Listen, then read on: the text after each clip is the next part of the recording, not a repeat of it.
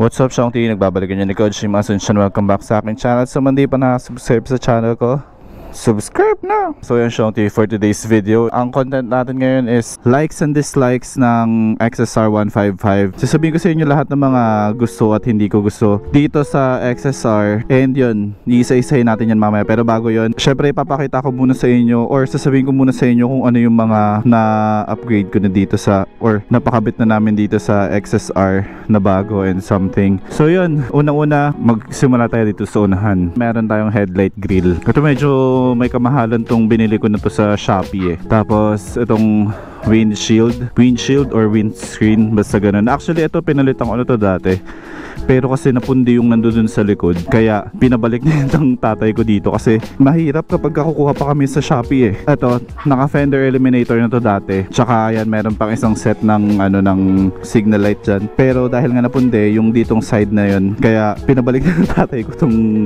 fender. So next, actually ito yung una-una naming pinakabit dito, pinapalitan. Slip on lang to, hindi to full system. So yan is villain. Ewan ko kung hyper yung pangano nito, nakalimutan ko, hindi ko na matandaan.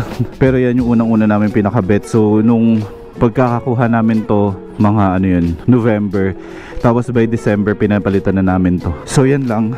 Tsaka ito pa yung side mirror, Shopee lang din yan. Yung quad lock, lang naman yung pinapalitan ko so far. So yun, let's hit the road, let's go. At ngayon nasa kalsada na nga tayo, Shong T. Pasensya na kayo kung mag-VO ako sa part na to kasi nagkaroon ng problema yung audio ko habang nasa biyahe. Hindi ko napansin na hindi pala nakapasok na maayos yung cable ng mic. But anyway, at least may mic na tayo. At least nalaman ko na rin kung paano yung mga dapat kong intindihin bago ko mag-shoot. Pupunta na tayo ngayon sa dislikes and likes and dislikes. Pero syempre unahin na muna natin yung likes kasi medyo madugo yung dislike natin mamaya. Dislikes.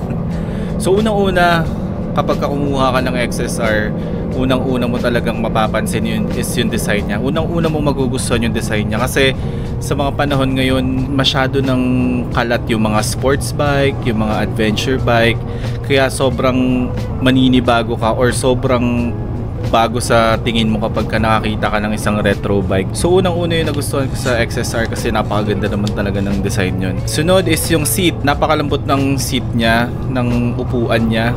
And sa long ride wala akong masyadong problema. Although ang pinakamalayo ko palang natatakbo sa XSR is sa Tagaytay.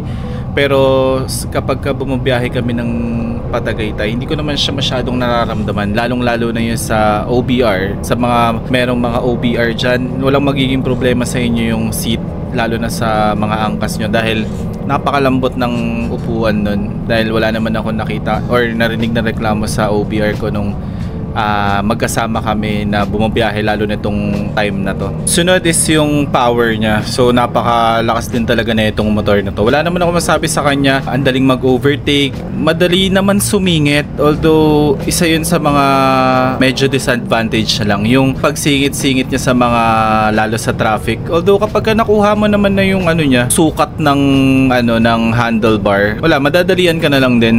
So yun, napakaganda ng power nito, napakalakas. Lalo kung pang city driving lang naman, madali kang makaka-overtake, madali kang makakasingit. So next is yung mga accessories niya. Actually, napakalawak ng mga choices nyo for XSR 155. Kayo na yung mananawang mamili ng mga, or kayo na yung maghihirap sa kakapili ng mga accessories so para dito sa motor na to. Sobrang dami sa Shopee, marami rin yan. Sa mga groups, marami rin naman nagbebenta. So, madedesignan nyo talaga tong XSR na to into your likings. Kung ano yung gusto nyo ma-design sa kanya. So ayun lang ang mga likes ko sa motor na to. Siguro meron pa ako mga hindi nabanggit, hindi naalala ngayon na gusto ko sa kanya kasi wala naman talaga ako halos ayaw sa kanya.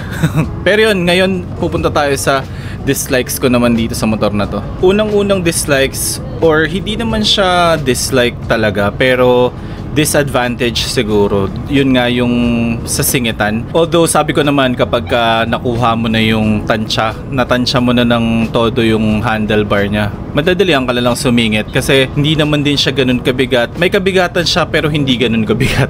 So ayun yung unang dislike ko. Sunod naman is yung merong time na kapag kahit hindi pa ako matagal nagmomotor, sumasakit na agad yung side ng hinlalaki ko, yung nakatuon sa throttle. kasi siguro dahil hindi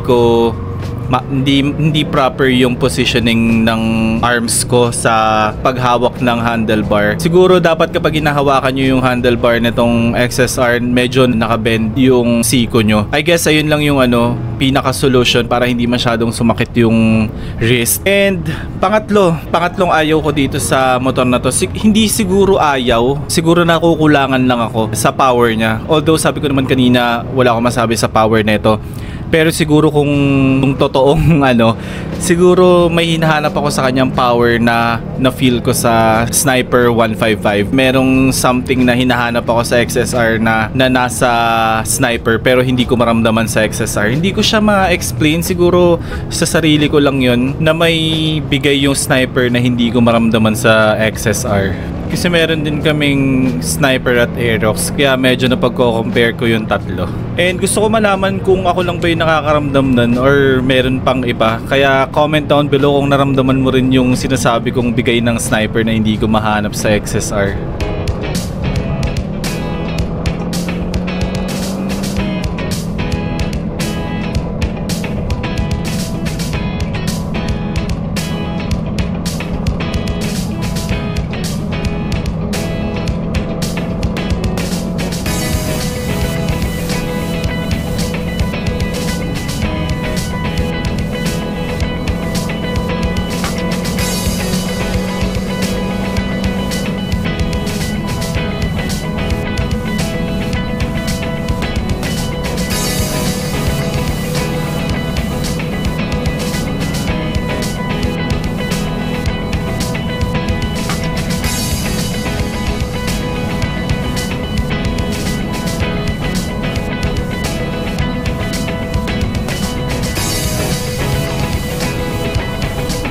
So guys, galing pala kami dito sa may Cafe Gia dito sa Tanay.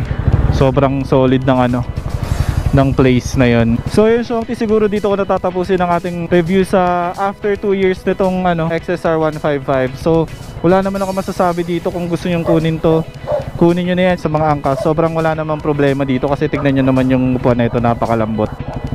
So kung nagbabala ka man kumuha na ito, goods na goods yan, huwag ka na magdalawang isip. Sana na meron kayo natutunan sa video na to. And next time baka i-review na natin yung Fashion ni Rick. Salamat din pala sa mga Team Piga na nakasama ko ngayon. And kung kasama pala namin si Albert ngayon, kung pahihiramin niya tayo ng motor niya sa susunod, yung Vespa niya, i-review din natin yun. Maraming salamat sa panonood, and don't forget to like, comment, and subscribe. At see you again sa aking next video. Bye!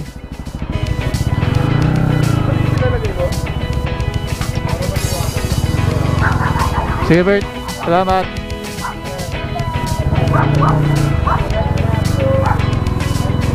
Salamat.